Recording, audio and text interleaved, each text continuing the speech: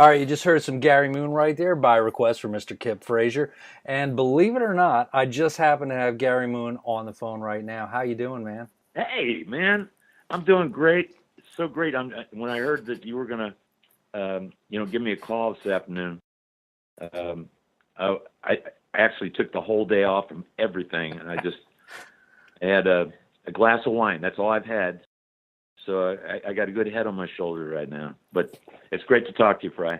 Yeah, you too, man. I really appreciate it. I could use a glass of wine myself, but I'll have to wait a little bit. So my good friend Eric Ragno called me a little bit earlier in the week and mentioned that you were now on the bill for Melodic Rock Fest, which is great because I will be there and I will definitely be seeing you play that set. But he mentioned that maybe if I got a chance, I could talk to you and hey, you're Gary Moon. You've been with Night Ranger, Jeff Paris. You got some street cred. So I definitely wanted to reach out and say hey and see what's going on with you and what you got planned for us at Melodic Rock Fest. Yeah, man. It's Andrew McNeese has been kind of one of my fans since I don't know since Jeff Paris, I think. I met him in England when I did the Festival of the Gods over there. I had Kelly Kagi from Night Ranger with me, and it was like an all-star band kind of thing, and he was right there with us the whole time. He was a great guy, and I've tried to work with him as much as I can because his name's all over the place, and the melodicrock.com has been coming up in the ranks, man. It's he's keeping a lot of the good old rock and roll alive, and I really appreciate that. I agree. I mean, he's a force within the genre, and it's a welcome force that we have. So how do you put together a set for something like this? I mean, you have the solo album, Still Moon. You've got some great stuff with Night Ranger. Obviously, the Jeff Paris album is a classic. How do you put together something that will say, hey, I'm Gary Moon, but also speaks to your past and keeps the melodic rock fans happy? Well, I think the one thing that's carried me through is I've always been true to myself. I mean, the way I sing, I never know how I'm gonna sing when I see the lyric in front of me. I just know the melody and I just punch it out there. And being a bass player, singer, there's everybody was calling me all the time, like, will you play on my record? Will you be in my band and stuff? They're looking for Paul McCartney or Chris Squire or something like that. But I sing the same no matter who I've been with. And I think the voice is almost, it's taken a long time, but it's recognizable to people that kind of follow me. So, I mean, I have a pretty good following base. And I've been lucky enough to play with some of the best players and singers and songwriters. I can't imagine. I mean, Night Ranger was just a fluke. I had somebody that they were rehearsing in this big stage where Lenny Kravitz does all of his rehearsals and stuff. And the guy that works there knows me. He said, hey, man, if you're not doing anything Friday night, there's a band down there that's looking for a bass player and can sing blues. And I guess there's a party going on and stuff. So I went down there and I walked in. I never knew Night Ranger. I never knew any of the music or anything because I've been doing nothing but my own stuff. And I didn't know what they looked like. So here I was sitting there with Brad Gillis, Kelly Kagi, and Watson. And I came in there and I didn't know any music or anything. He said, well, listen, man, let's just do a little blues thing and you just make up some lyrics. And I go, well, I do that really good because I like to fake my lyrics anyway. Sure. So, I just told a story about me coming there and doing this thing. So, and then they said, have you ever heard of Rockin' America? I go, no, I never heard Rockin' America. I go, and Brad played a couple chord changes for me. I said, well, I tell you what, don't worry about the lyrics. Just play your ass off and just sing anything that comes off the top of your head.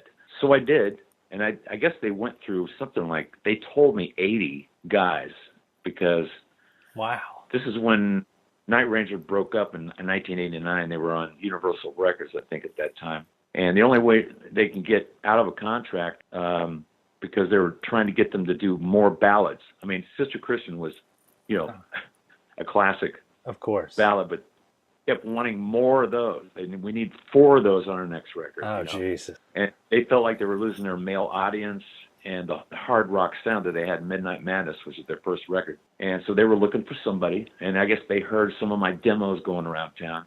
And with the voice and the bass playing and everything, they actually called me in there to try out. I didn't know that was a tryout.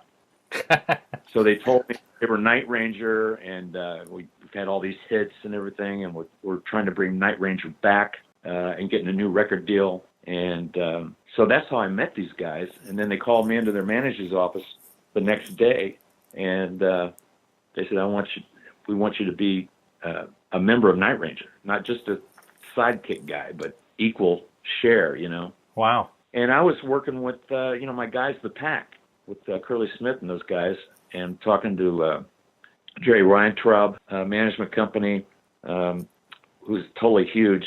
But I knew that Night Ranger already had all these hits out there, so the best thing to do was go with Night Ranger. Of course.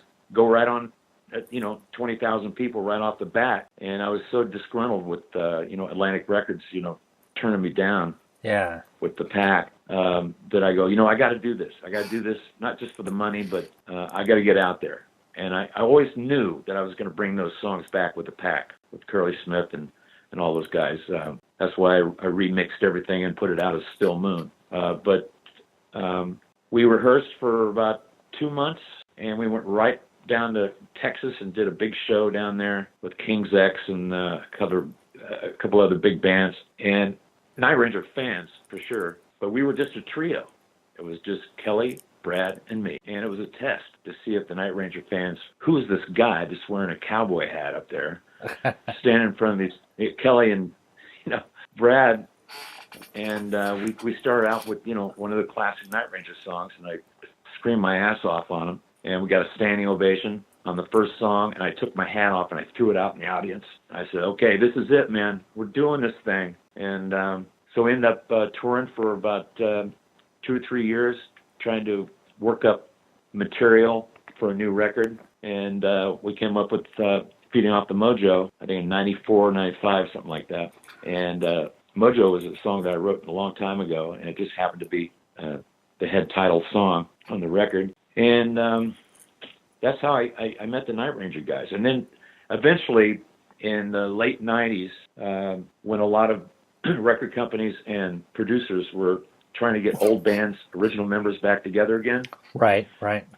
Remember that period? Yes. It was all great because, you got the original guys back. Right. And the offer was huge. I can't tell you how much, but it was huge for them to get Fitzgerald, the keyboard player, and Jeff back in the band. Right. And the old Night Ranger again. Sure. And but I wanted to move on. I spent those years with them working up this material, and I was really proud of it. And for some reason, they thought that they could make a lot more money going back. It's all about the money. It often is. When they do this. Yeah, it's all about the money. And they sound like Night Ranger, of course, because they're original guys, and they've been pretty successful playing out there all these years that I've been gone. But I've carried on and did my own thing, and I'm kind of proud of what I did. It also made me even write better songs because I'm going to get back at those guys. Just wait. So anyway, that's that story there, man. And I love Brad, and I've always stayed close. He asked me to help him do his Alligator record, write and sing a lot of songs on there. So your original question was, how do I put this stuff together, being with all these guys? I mean, Jeff Parris was a master at everything. He played blues harp like Stevie Wonder. He was George Duke, the famous jazz pianist. He was his protege, so he could play anything on the piano. And, of course, guitar, he could play Hendrix, to the T. Right. So I was it was so great to work with him and be with him for a few years. I mean, all these little steps that I've taken have made me what I am today. And I don't say one bad thing about anybody and Three Dog Night.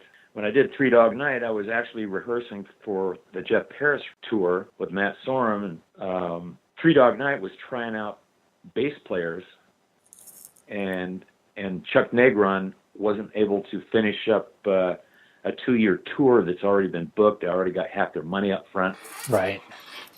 And I had the drummer, actually, I didn't know he was with Three Dog Night, but he heard my voice next door. We were in the studio next to him, and he came over there and said, "Moan, that is you." You know, and I, "Yeah, what are you doing?" "I'm the drummer with Three Dog Night. You believe that?" And I go, "Man, Three Dog Night, I remember 1969, 1970 when they first came out. Sure. Every song was a hit." And I'm not dating myself or anything. I was like 2 or 3 years old. But anyway, I said, he says, "Too bad you're doing this, man, because we're trying out bass players, but we also have to have that third voice, that third dog voice." Right, sure. He says, "Well, I'm not going to pass up a tryout singing with Danny and Corey, Danny Hutton and Corey Wells." So, of course, I think I played a couple of not Night Ranger, but Three Dog Night songs with my high school band. And so I knew the words and all that kind of stuff. So I went over there as soon as we finished rehearsing with Jeff Paris, went next door, and I walked in there, and I killed it. I mean, I was so, knocked out by the fact that here I am standing with these guys in a small rehearsal studio singing one of the biggest hits. It was one, actually, and Chuck Negron kind of had the same kind of voice that I did. It's kind of, they call head falsetto or something like that, Okay. where you're not really, you're not going, hoo, a lot of singers do this, wow, you put a little edge on it. Sure. And all of a sudden, you give full lungs to it, and it launches out like, I don't even need a mic. So, and that's the kind of voice that these guys had. So I nailed it, and they said, "Okay, man, well, listen, we'll talk to you tomorrow."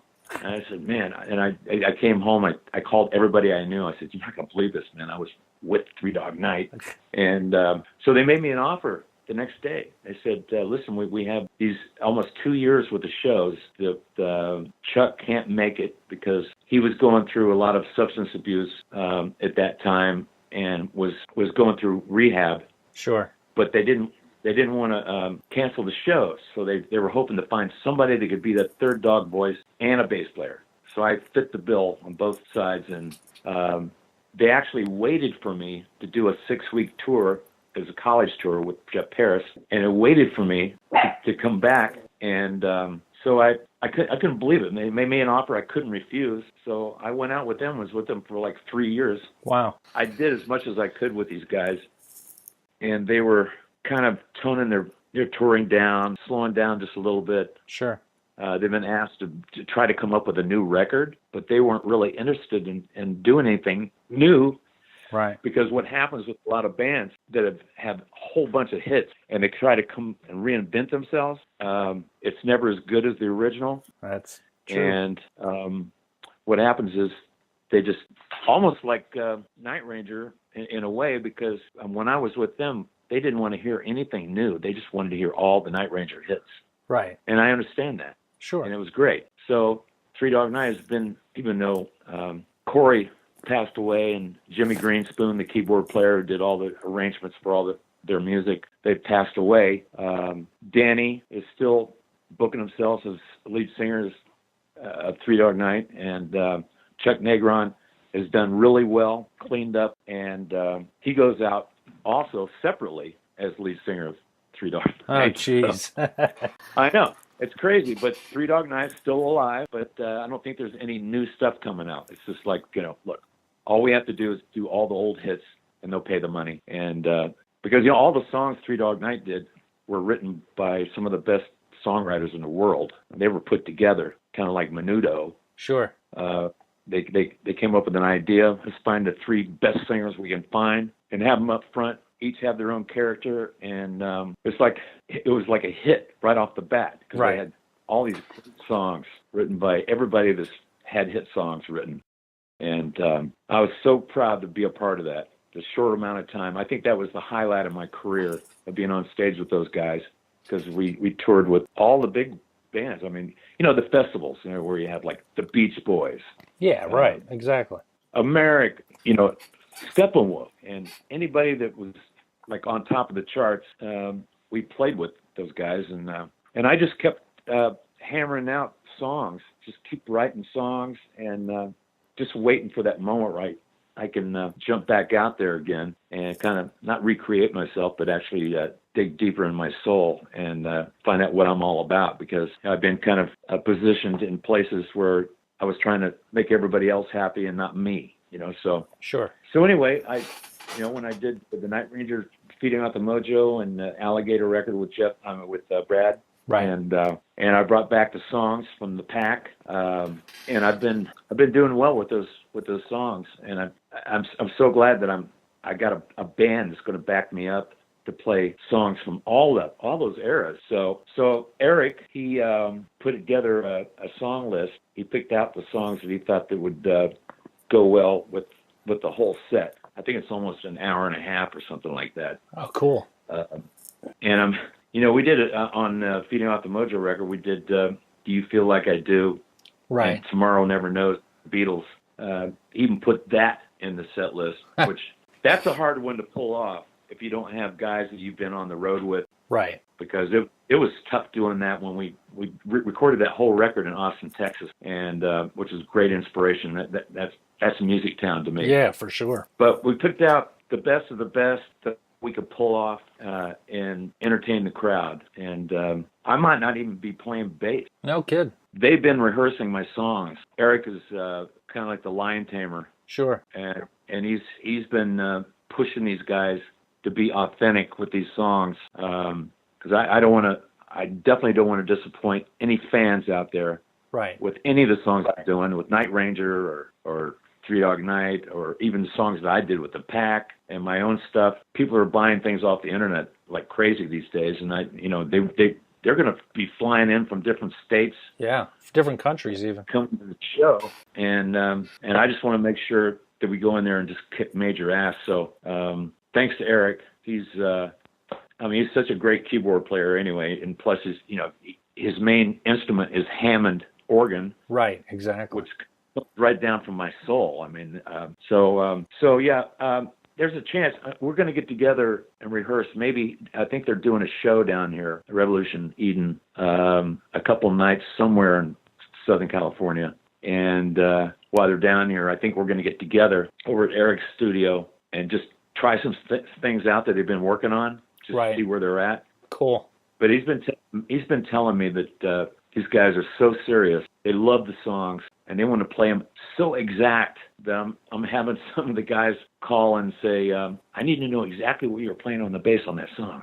I go, no, just do what you want to do with it. Really. I want everybody to be themselves and just play my songs like you've been in my band all my life. So I think that's what's going to happen. And then I'm going to fly up San Jose, where they live, for a few days in April. And we're going to go through the set probably, 10 times and just get it down to the bone. And then I'll be dying to wait to get up there and do the show. So cool. It seems like my voice is like fresh still, and my enthusiasm is up off the roof. So I'm looking forward to this. I don't know what to say except I know I'm going to be impressing somebody in that show. I really feel like I'm 25 years old right now, and it's great. It's a journey. And one thing that Jim Pederick, I don't know if you know the name Jim Pederick. Of course. He's Eyes of March, Your Vehicle Baby, and all that. I was lucky enough to do some shows with him. But one thing that he always taught me, he told me when we were on our way to Liverpool from Manchester, England, we did a little interview, and he said this beautiful phrase, it's all about the journey. That's what it's all about. It's all about where you came from. You use the roots that you came from, and you carry them through, and you go through different phases. You get smarter. Hopefully you don't get worse. But it is true. It's all about the journey, and I've been so lucky to have the journey that I've been on, and it's not over. I'm probably going to be living to be 150. I hope so. Yeah, I'll have a little more sauce in my voice, but Yeah, but great, man. It's all good.